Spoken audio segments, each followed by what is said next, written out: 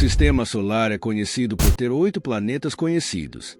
Dentre os planetas, existe uma família imensa de asteroides incontáveis, além de muitos cometas vagando constantemente pelo espaço à nossa volta. A verdade é que o sistema solar é um lugar estável hoje, mas já foi muito diferente e um verdadeiro caos nos tempos passados. A divisão dos planetas é dada por uma linha imaginária entre as órbitas de Marte e Júpiter, quando os planetas gasosos e rochosos se separam. Mas será que não existe nada por ali? No vídeo de hoje, vamos conhecer o planeta esquecido entre as órbitas de Marte e Júpiter. A formação dos planetas de acordo com o modelo atual é explicada pela teoria de acreção. Esse modelo tem recebido amplo apoio de centenas de observações realizadas por telescópios no espaço profundo. Entre essas evidências, destacam-se as principais imagens capturadas de discos protoplanetários ao redor de estrelas jovens. Esses discos surgem durante a formação estelar, quando uma estrela começa a fundir átomos de hidrogênio em seu núcleo. Eles representam o berço de sistemas planetários formados a partir do material remanescente, que não foi incorporado à estrela. Nem todo o material disponível nos discos protoplanetários é usado na formação da estrela central, pois grande parte dele permanece no disco e, sob influência da gravidade, pode eventualmente ainda dar origem a objetos menores, como asteroides, planetas e satélites naturais.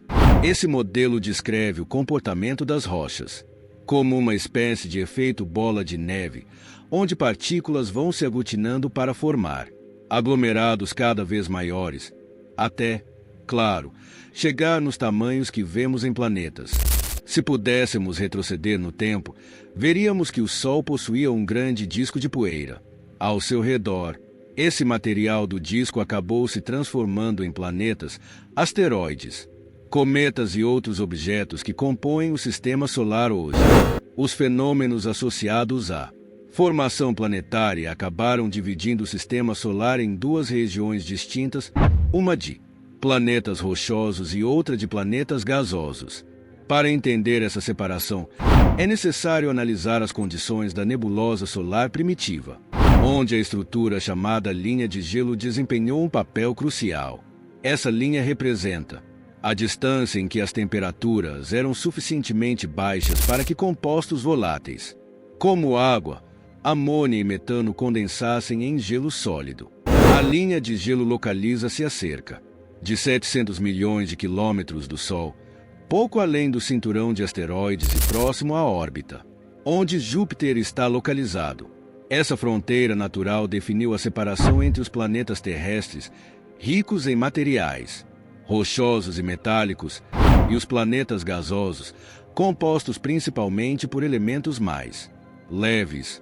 Dentro dessa linha, as temperaturas mais altas impedem a condensação de compostos voláteis, os mantendo em estado gasoso. Por outro lado, nos confins mais frios da nebulosa, além da linha de gelo, compostos como água e metano se condensam em gelo sólido, contribuindo significativamente para a formação dos gigantes gasosos.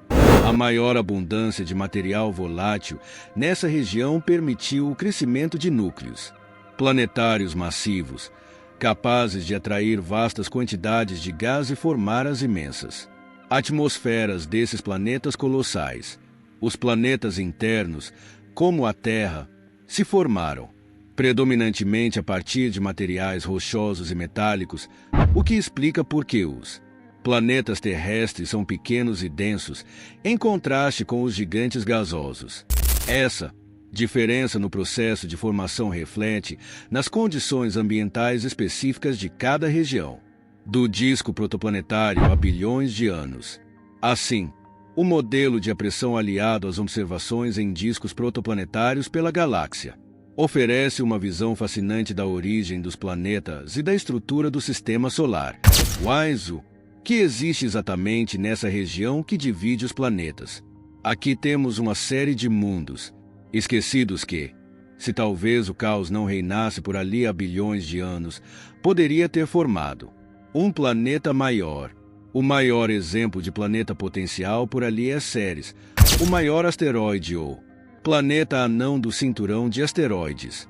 Com um diâmetro de cerca de 940 quilômetros, ele se tornou esférico o suficiente devido à sua própria gravidade, o que lhe rendeu depois a classificação definitiva de planeta anão. Apesar de ser menos conhecido do que os outros corpos celestes, Ceres é uma espécie de planeta esquecido, oferecendo pistas cruciais sobre os primeiros capítulos da história do Sistema Solar.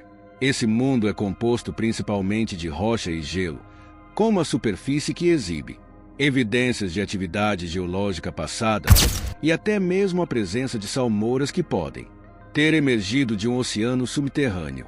A descoberta de depósitos de sais brilhantes, particularmente na cratera Oqueto, chamou a atenção dos cientistas.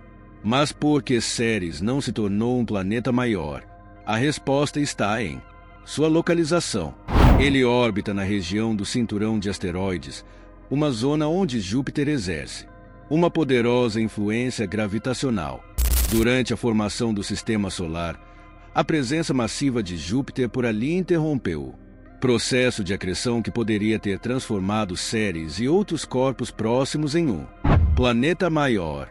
Em vez disso, a força gravitacional do gigante gasoso perturbou as órbitas desses objetos, impedindo-os de se infundirem em um único corpo planetário.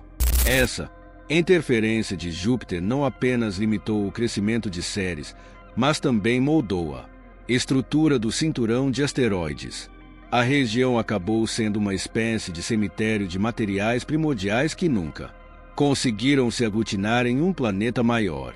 E claro, toda essa influência transformou Ceres em uma relíquia interplanetária. Estudar esse pequeno mundo é, portanto, observar uma espécie de fóssil cósmico. Ceres é, em certo sentido, uma oportunidade perdida de planeta, um núcleo exposto ao espaço e intocado. Em 2015, a sonda Dawn, da NASA, entrou em órbita ao redor de Ceres, tornando-se a primeira missão a explorar o planeta anão bem de perto. Dawn revela uma paisagem cheia de crateras, montanhas e manchas brilhantes.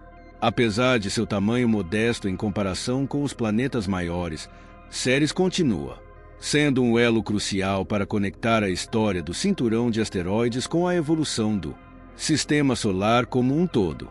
Ele mostra como os planetas anões e outros corpos menores podem desempenhar papéis significativos na compreensão de processos fundamentais, uma distribuição de água e materiais orgânicos no Sistema Solar primitivo. Apesar de ser redondo, Ceres não pode ser considerado um planeta. Vale lembrar, para ser um planeta de fato, ele teria que limpar sua órbita e ser gravitacionalmente dominante na sua região. Bom, sabemos que isso não acontece. É como Plutão, onde objetos de tamanhos semelhantes meio que sujam a órbita e impedem sua dominância gravitacional.